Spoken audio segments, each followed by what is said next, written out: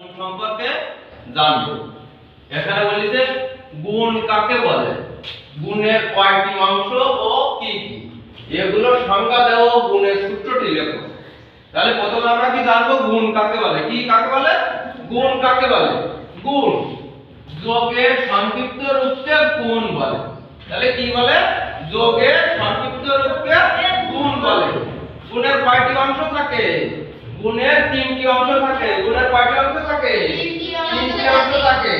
একটা নাম আছে গুণ্য, আরেকটা নাম আছে গুণক, আরেকটা নাম আছে গুণফল। তাহলে গুণের কয়টি অংশ থাকে, তিনটি অংশ থাকে। কি কি না, একটা আছে গুণ্য, আরেকটা নাম আছে গুণক, আরেকটা নাম আছে গুণফল। তাহলে আমরা জানবো গুণক কোনটা, কোনটা গুণ্য, কোনটা গুণফল। তাহলে প্রথমে আমরা আছে গুণ্য জানবো। কি জানবো, গুণ্য।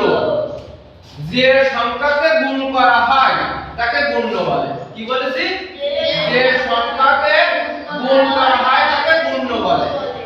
যে আছে আমরা 10 এর নামটা 5 10 কে 50, তাহলে 10।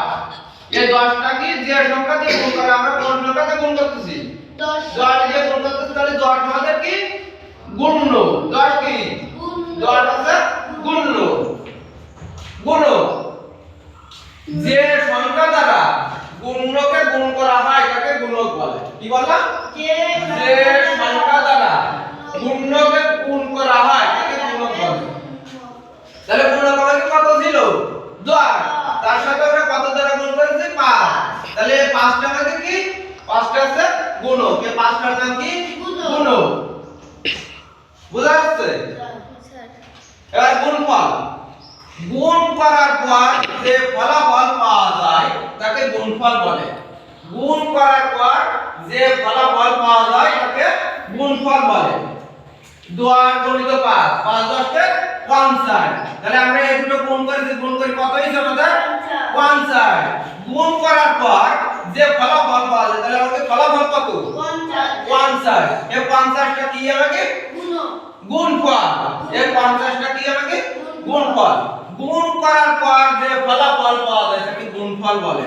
তাহলে এখানে আমরা গুণ করেছি 10 এর সাথে 5 দিয়ে গুণ করেছি, তাহলে 5 10 কে 50। এই 50টা আছে আমাদের গুণফল। 50টা কি আমাদের গুণফল। বুঝা যাচ্ছে তোমাদের? এবার গুণের সূত্র আছে, গুণের একটা কি আছে, সূত্র আছে। গুণের সূত্রটা কি, গুণ্য গণিত গুণক সমান সমান গুণফল। কি, গুণ্য গণিত গুণক ইকুয়াল টু গুণফল। বুঝা যাচ্ছে? এবার লিখে নাও তোমরা।